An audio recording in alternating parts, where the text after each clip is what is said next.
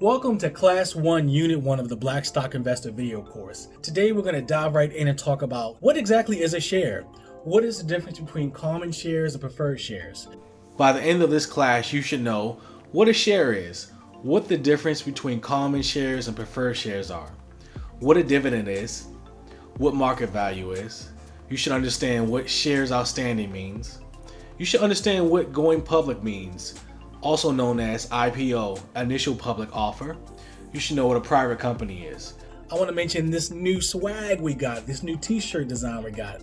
If you are interested in supporting the community, go to the description below and you can purchase this t-shirt from Teespring right in the description. Just click the link and it'll take you right to their page and you can make a purchase that will go directly to supporting this free YouTube channel. So thank you and let us begin.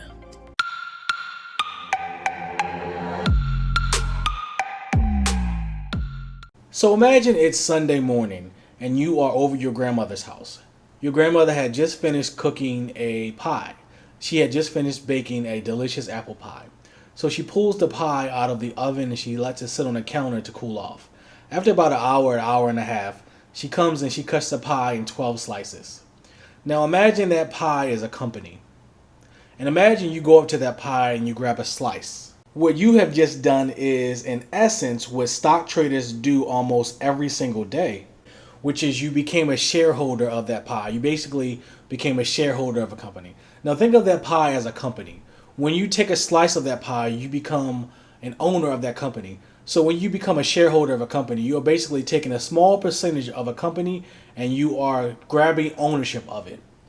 A corporation is just like a giant pie.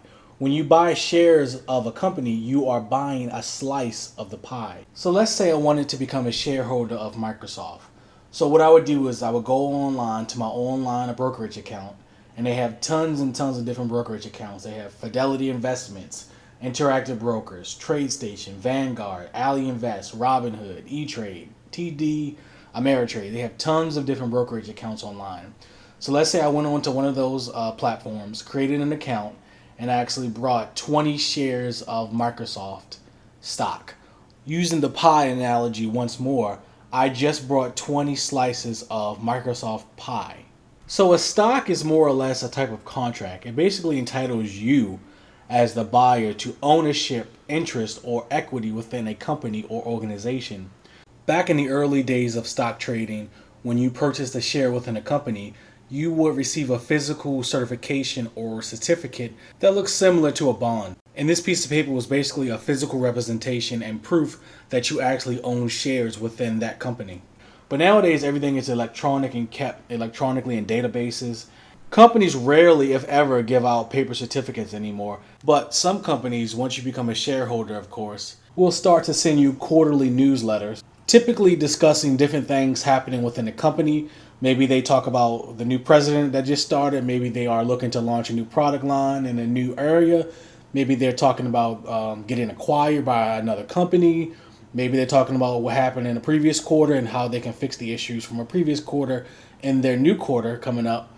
I mean, they just generally talk about different things happening within a company that you as an investor should be aware of. So when you purchase stocks, or to simplify, when you buy shares, aka slices of pie of a company, the quantity that you buy determines your ownership interest in a company. For example, let's say there's a company out there, a fictional company, let's just call it Mike's Burgers.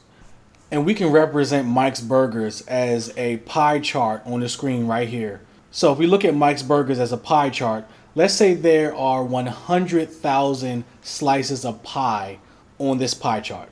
So you would call the 100,000 slices of pie shares outstanding, meaning the total number of shares or slices of pie in this company that can be purchased. That is known as shares outstanding. Again, when you hear the phrase shares outstanding, the person is talking about the total number of shares in the company, aka the total number of slices of pie that can be purchased within this company. So let's say I brought 100 shares of Mike's Burgers out of the 100,000 that exist. That would mean that I own 0.001% of that company. If I brought 50,000 shares of the company, I will own 50% of the company. If I brought all 100,000 shares of the company, I would then become the sole owner of Mike's Burgers. So why should we care about shares outstanding? Why should we care about the number of shares that a company has out? Well, there are two main reasons why. One is because you need shares outstanding to calculate market capitalization, and you also need it for two to calculate earnings per share. These are two important metrics that investors use to determine if they should invest in a stock or not. Don't worry about these two terms right now. We'll talk about these in great detail in future videos. I just wanted to start getting you guys familiar with these type of terms. But before we continue, let's think about this question. Why would companies want to offer shares of stock? Like, what are the incentives for companies to offer shares of stock to regular people like you and me, just average Joes who work regular jobs? Well, like most other things, the answer is money. It always comes down to money. So you have two different types of companies that exist in the world. You have private companies and public companies. Most companies that exist are private companies. Private companies are not transparent at all. They don't discuss their financials. They don't discuss their organizational hierarchy, their plans, their goals. They don't really discuss what's happening behind the scenes at the company. All companies start off as private companies. Private companies get their funding through various sources. Usually it's like an angel investor, or sometimes friends and family members can donate money. Other times you might see companies dealing with venture capitalists or even just simple bank loans. Public companies are the complete opposite of private companies. Public companies offer a level of transparency that you would never find in a private company. For example, if I was interested in investing in Berkshire Hathaway or McDonald's or Duke Energy or Walmart or Johnson & Johnson, all of those are public companies. If I was interested in investing in those companies, I could easily go on Yahoo Finance or MSN Money or some financial website and look up their balance sheet, their cash flow statement, their income statement. I could look at their debt to equity ratio. I could look at all the financial information I need on that company to make an informed decision. Publicly traded companies are usually listed on at least one stock exchange, like the Amex American Stock Exchange, the NYSE, the New York Stock Exchange, or even the NASDAQ.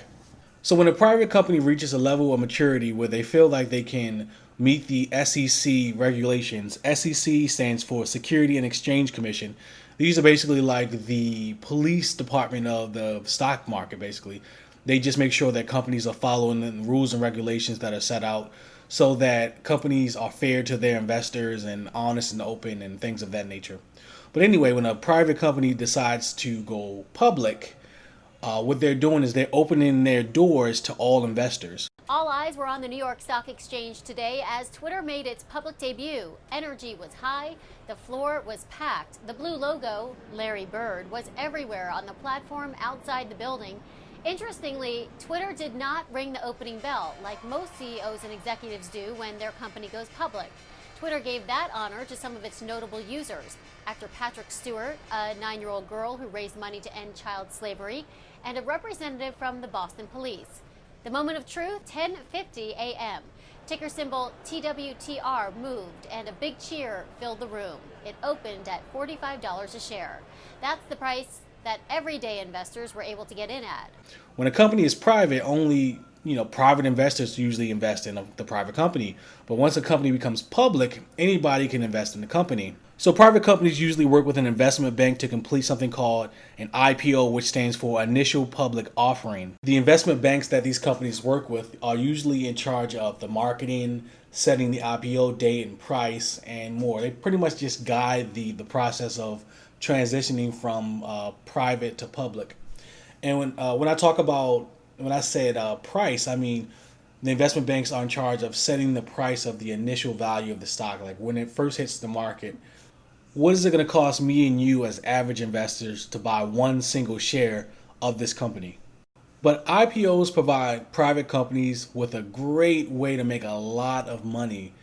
Hundreds of millions of dollars, in many cases billions of dollars. So the main reason why a company will want to go from private to public and offer shares to everybody is mainly because you can easily make a lot of money doing this. When you are a private company, you are limited to private investors. You are limited to a small pool of people. But when your company becomes public and you offer shares, you have way more opportunities to raise money because anybody can invest in the company if they have money. So to summarize the private versus public company conversation, private companies are private companies, meaning we really don't know what goes on behind the scenes. They aren't transparent, and we really don't have the opportunity to invest anyway, because in many cases, these private companies seek out private investors and accredited investors. Accredited investors are people who have a certain net worth, who make a certain amount of money per year, who meet other standards. Whereas though public companies are more transparent, they are regulated by the SEC. They can't just do what they want. Their books are out on the internet for everybody to see. You can easily see their balance sheet, their cash flow statement, their income statements. All of their information is out in the open. And with a public company, anybody can eat a slice of the pie. All you have to do is log into your brokerage account, like Robinhood, for example, and buy 50 shares of Microsoft, or 50 shares of Berkshire Hathaway, or 50 shares of Tesla. So why would you actually want to buy stock as an average person? What are the benefits? Well, as you guessed it, again, the answer is money. Stocks are a great way to make money and build generational wealth, to build income. I mean, it's just a great way to transform your economic situation. There are two main ways to make money through stocks. The first way is to buy a stock at a certain price and wait till it rises up in value and sell it for a higher price than what you paid for it. I think that everybody has heard the phrase at least once in their lifetime, buy low and sell high. Well, that's basically what they're talking about. Buy a stock at a lower price and sell it for a higher price than what you paid for it. Cha-ching! Profit. The second way to make money through stocks is something called dividends. We will talk about dividends in 1 second, but before we do that, we need to go over the two types of stocks that you will come across. So when you first start buying stocks, you'll figure out that there are two different types of shares that you can buy. You can either buy common shares or preferred shares. Common shares provide a significant amount of benefits and rights to you as a shareholder. For example, if you buy common shares within Microsoft, you receive dividends, basically a percent of corporate earnings. Think of dividends as like tiny checks that you receive for each and every share you have within a company. So let's say, for example, I own 10,000 shares of Microsoft, and Microsoft announced that in the year 2021, they would have a $2.50 dividend. This means that you would multiply 10,000 times $2.50. So just for being a shareholder of Microsoft and having 10,000 shares, I will be getting $25,000 from Microsoft in the year 2021. The amount that a dividend is worth and how much they are paid out all depends on the company. Every company is different. Many companies pay dividends every 3 months. Some pay twice a year. Some pay once a year. Again, it all depends on the company. Every company is different. And not every company has a high dividend. Some companies only have a 5-cent dividend, meaning you'll get 5 cents for every share you have. Other companies like Microsoft have a dividend which is over $1, which is awesome. Don't worry about the details of dividends right now because we will have an entire class dedicated to that. Oh, and I should also mention that every company doesn't pay dividends. Only certain companies pay a dividend. If you want to figure out if a company pays a dividend or not, you can go on Yahoo Finance or you can go to dividendinvestor.com to figure out if a company pays dividends. Continuing onward, common shares also allow you as a shareholder to vote in a company's actions. So let's say, for example, a company was deciding to move into a new market or they wanted to try a new product out on their product line in stores. Well, as a shareholder, they offer you the ability to vote on actions that they take. Preferred shareholders don't have this ability. Another major difference between common shares and preferred shares is that when you sell a common share, you get to enjoy a profit when you sell your share at a higher price than what you purchased it. This is a great opportunity to talk about market value, which is the price that you pay for a share of a company if you wanted to buy it right now. For example, if I wanted to buy 1 share of Tesla, I would have to pay $1,417 for 1 share. That is the current market value of 1 share of Tesla stock, 1 share of Tesla pie. Now keep in mind that that figure doesn't include the amount that it will cost me to pay my broker to allow me to buy this stock through their platform, aka commission rate. Continuing onward, the market value of stocks change all the time. In many cases, stocks are very volatile, especially under the coronavirus that is happening right now and is really impacting the stock market in odd and weird ways. But continuing on the topic of common shares versus preferred shares, with common shares you receive a dividend which fluctuates and is based on the market and what the company decides to pay out. You also enjoy a profit when you sell your shares at a higher price than what you purchased them. And finally, you are able to vote on corporate matters. Basically, what's happening inside the company. Sometimes they allow you to vote on different things that they want to change or different directions they want to go on. Those are your rights as a common shareholder in some companies. With preferred shares, you lack voting rights. You have a fixed dividend, and the priority in getting your money back is higher than those of common shares.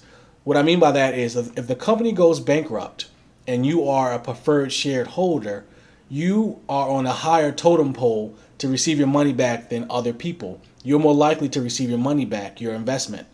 Keep in mind that for this entire course, I will be talking about common shares. I only trade common shares, and I've only ever dealt with common shares. So the entire course will be based on my perspective as a common shareholder.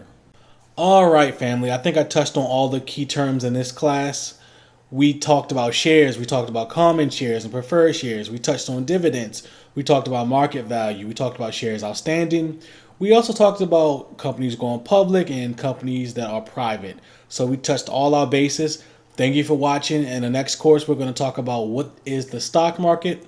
If you like this class, please do two things: like and subscribe. And one more thing, share this video with your family and friends. This is going to be an ongoing course. We are just at the beginning. Stay tuned for more. Thank you. If you enjoyed this class, please subscribe to the channel. We post new classes weekly and all of our content is free. As it costs time, money, and energy to make great content, please consider becoming a sponsor to our channel by visiting www.patreon.com/blackstockinvestor. And if you have any questions or concerns, please leave a comment below and we'll get back to you as soon as we can. See you in the next video.